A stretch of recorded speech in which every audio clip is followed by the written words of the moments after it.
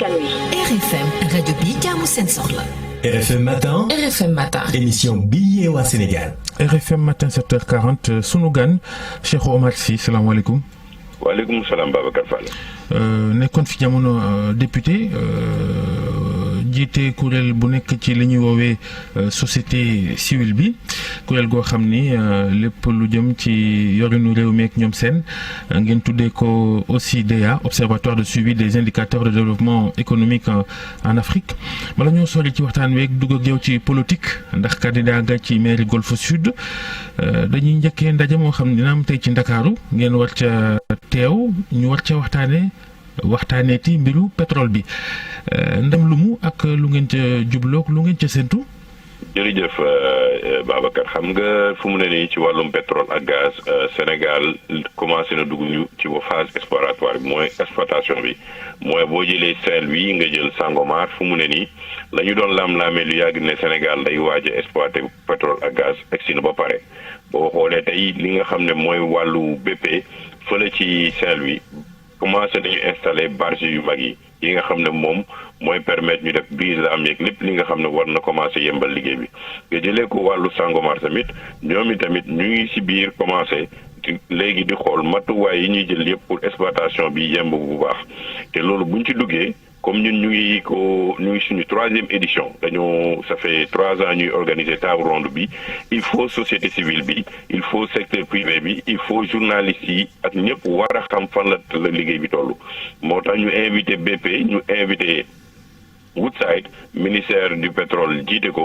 ak yeneen kàngam comme Oxfam Forum Civil Publier ce que vous payez ak université bi ñu ñëw toog waxtaan ñu xamal sénégalais exactement tey fan la ñu toll ci suñu exploitation parce que li nga xam ne nag sénégalais yëpp ñoo ko bokk war nañu chaque année ñu xool évaluer ak acteurs yëpp fan la mbir bi toll boole na ci surtout nag fi nga xam ne moo ëpp jafe-jafe ci secteur privé sénégalais bi mooy wàllum contenu local parce que gis nañu ne wàll mi nga xam ne foofu la sénégalais yi. maanaam pétrole bi lan moo ci ruus wutali askan wi ñu jariñoo ko. waaw lan moo ci risque mais surtout naka la ñuy fexe ba entreprise sénégalaise yi war a mën a bokk ci marché yi ñuy joxe parce que boo xoolee normes yi nga xam ne tey ñu ngi koy teg pour nga mën a participer ci exploitation pétrole ba gaz bi ci wàllu entreprise sénégalaise bi dafa métti trop ci ñi nga xam ne tey amaguñu expertise boobu certification yi ñuy joxe tamit ay certification yoo xam ne amul Sénégal il faut entreprise yi dem bi ci am bokk Ghana la am. Ghana lañ lay certifié pour nga mën a bokk ci yenn marché yi te loolu nag il faut ñu gën a mën a taxaw waxtaan ci xool naka la ñuy jàppalee secteur privé national bi ak surtout fonds bi nga xam ne dañ ko war a taxawal fonds contenu local bi nga xam ne conseil national du contenu local teg nañ ko mais fonds bi ba tey des naa yemb. est-ce que contenu local boobu dana mën a dañ ko mën a gaaw a jëmal ci saa si ndax yi nga xamante ñoo di entreprise yi est-ce que uteew nañ am nañ doole gi nga xamante ne moo ca war. wax fa dëgg yàlla des na parce que bu ñu xoolee ci biir entreprise yi ci ëpp ba tey entreprise yi nga xam ne ñooy jóge bitim réew ñoo ci gën a am bénéficié wu am na ay entreprise sénégalaise mais da nga leen di compter parce que loolu tamit lu muy laaj ci xaalis lu muy laaj ci moyen ak banque yi ko war a accompagner sax yu bëri ci banque sénégalaise yi mënuñu ko def parce que yenn yi au niveau international ngay dem lever sa fonds buñ la joxee marché nga ñëw exécuter ko te loolu tamit tant que amuñu fonds ñu jël lu mel ni CDC ñëw taxaw bokk réguler bokk ci ñi nga xam ne ñooy appui entreprise sénégalaise yi ñu jël li nga xam ne tey par exemple mooy bureau de mise à niveau yi ak ñëpp ñu lëkkaloo ñu mën a jàppale sénégalais yi def li nga xam ne tey mooy ay comme am na ci ay wàll ci contenu local boo xam ne exclusivement sénégalais yi lañ ko réserver mais loolu même bu ñu la ko réserver te yow mënoo am certification bi mënoo am xaalis bi fu nga koy lever day sooxee ci wàllum contenu local bi. leneen Cheikh Oumar moo di est-ce que njort war naa gën di mën di rafet ci pétrole bi ak gazu Sénégal su ma la eggee laaj bi moo di dégg nañ njiitu réew mi démb la ma wax ci wàllu gaz beeg te itam waxoon ko ci assemblée générale des Nations Unies ndax gaz bi léegi gis nañ ni ko réew yu mag yi jàppee. waaw xam nga fu mu ne nii ci wàllum gaz bi. surtout ci wàllum tey yow gaz bi fu mu toll pour ñun il faut ñu mën a xool naka lañ koy mën a stratégiquement ñu koy gérer te loolu tamit bokk na ñu war a mën a ànd ci ak suñu naataangoo yi Mauritanie parce que yàggul dara ba ñu fa jógee ñun ñi ak teg fa benn communauté entre le Sénégal et la Mauritanie mais dafa am ay questions yoo xam ne question sécuritaire la am na ay questions stratégiques yu développement mais mënuñu nangu tamit ñu imposer ñu lenn loo xam ne mën na suuxal suñu économie ci li nga xam ne egsi nañu ba pare boo war a exploiter suñu pétrole ak gaz te taxawaay boobu nag il faut ñu mën ko am défendre suñu intérêt ak fi mu mënta ne pour malgré yi nga xam ne changement climatique yi war nañ ko tenir en compte ak yenn jafe-jafe yi nga xam ne ñu ngi koy jàkkoonteel mais lu egsi ba fii ba pare war nañu xool ñun ñëpp naka lañ ciy jàppee pour mu dox. mais dana jafe ndax booy exploiter gaz bëgg koy jaay te nit ñi di jublu ne maintenant ci yeneen énergie yi. waaw mais xam nga loolu yëpp da ngay am gis-gis vision day am ñàkkoon ko moo gënoon métti mais am nga ko. ci ji ngay am ci transition énergétique bi ñuy waxtaane gaz ba tey du ci génn pétrole ba tey bu ci génn. gaz d'accord nañ ne gaz moom dinañu wéy di ko jëfandikoo waaye li Georges wax mooy pétrole boo deful ndànk mu xew yi est-ce que bañ a tas yaakaar yi warul tax ñu wax nit ñi ne pétrole bi liñ ci seen toog li ci kilifa yi di fuura la ko sóob fii léegi at yeneen xeetu énergie la nit ñi di jëfandikoo ci àddina ba tax pétrole yaakaar gañ ca mënoon am boo def ndànk dina tas. waaw mais loolu moo tax ñu war a ñun teel a jóg xool yeneen matuwaay yi parce que li ngeen war dafa am ba pare ay dëkk yu bëri léegi commencé nañu di xoolaat seen taxawaay ak pétrole mais xam nga Babacar du pétrole bi wala gaz bi moo ëpp solo li ëpp solo mooy lan la ñuy fexe balaa loolu di jeex. yan politique yi nga xam ne moom la ñuy jël indirectement muy wàllum agro industrie muy wàllum développement li nga xam ne suñuy élevage ak yeneen secteur indirect yi nga xam ne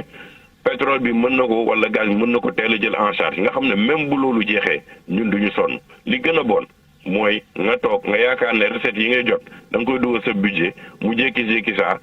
ñu dugal la ci ay tuuxiduuna yoo xam ne yow doo gisati benn recette li gën a bon tamit mooy nga bañ a préparer wu jël ay matuwaay parce que société yu mag yi tamit mën nañu am ci seen wàllu facturation yi ñuy def ñenn facture yoo xam ne yow buñ la ko bu ñu paree def li ñuy def buñ lay balaa ñuy exploiter bu ñu génnee seen xaalis bu ñu paree exploité yow li lay dese du bëri. yooyu yëpp dañ ci war a taxaw gën ci bàyyi xel moo tax ñun. war nañoo taxaw tamit ci raffinerie parce que boo jëlee SAR moom rek moo fi ne démb jàng nañ benn communiqué ñu def arrêt technique maanaam dañuy taxawal seen usines yi defaraat entretien loolu moo normal lu ñu yàgg def est-ce que pétrole bii di waaj a ñëw bu fekkee beneen na gàññ jotul Sénégal am au moins beneen raffinerie ñu yor ci ñaar wala. bon man de Babacar loolu dem ci ànd ak dal parce que bon ñu ngi yaatal raffinerie bi di yokk raffinerie bi nga xam ne SAR même bu amee taxaw pour entretien mais xam nga tamit nga taxawal raffinerie ba nga xam ne peut-être d'ici 25 ans sa pétrole bi nga ci yaakaaroon mu taxaw mu jeex lan ngay defee beneen raffinerie man foog naa ne fi ñu doole fi ñu ko war a def mooy gaz bi parce que gaz bi la fa ne moom la ne sax Kayar exploité guñ ko Saint-Louis rek la ñu yemagum mais boo ci boolee def beneen raffinerie te yow sa pétrole bi nga yaakaar 100,000 barils jour mën na jékki saa ne pëng après nga dese benn raffinerie boo xam ne sa loxo bu dul defati amati benn njëriñ day am jafe-jafe moo tax transition énergétique ak utilisation gaz bi dañu war a mën a privilégier pétrole bi ñu ànd ceeg dal ñu man daal pétrole bi bëgg naa trop sénégalais ànd ceeg dal ñu focaliser wu ci nga xam ne suma mbokku Haalpulaar yi nekk ci nord yi sama mbokku Casamance yi fu ñu teg benn turbine à gaz bu mag ñu mën a am électricité bu doy ba nga xam ne képp ku nekk ci Sénégal ak lu raw Sénégal mën nga jot ci électricité boobu. léegi yéen société civile ak yenn politiciens yi ndax yow ñaari mbubb yooyu nga yor jamono yéen a ngi fi doon yuuxu scandale ne Aliou Sall sunu 400,000 ngeen jékki-jékki rek génn ci ne ca leneen yéen itam kenn du yéen.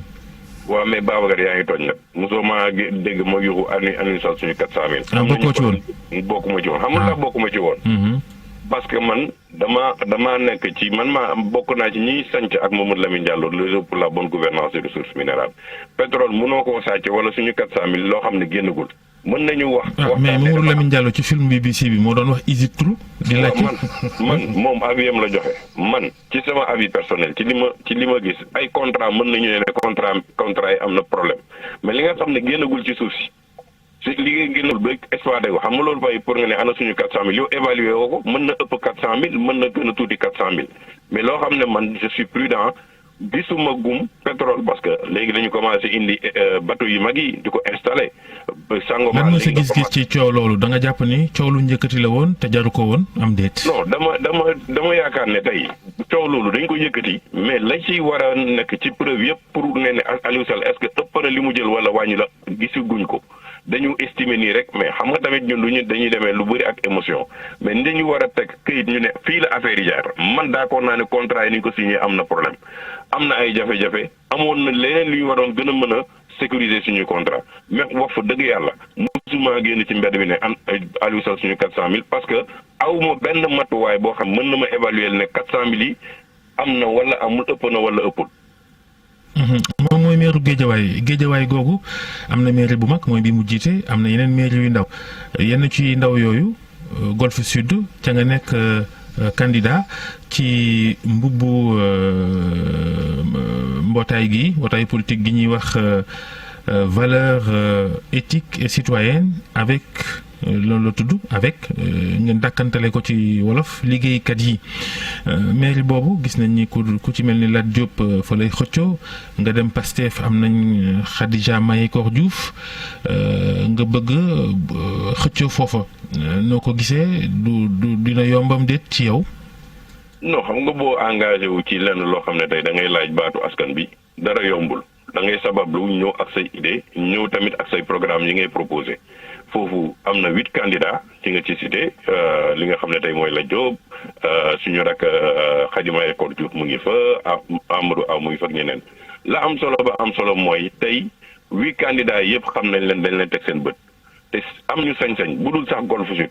fépp ci Sénégal tey war nañu mën a toog poser débat programmatique ba nga xam ne ku nekk ci candidat yi dina ne lii laay jëmale Golf Sud wala lii laay jëmale Wakhinane Nimzatt wala nii laay jëmale Djilor parce que comme élection yi changé nañu mode yi mënuñu accepter rek ñuy wax ay waxu financement wala jox nañu ASC 1 million wala def nañu social foofu bu nekkoon social kese la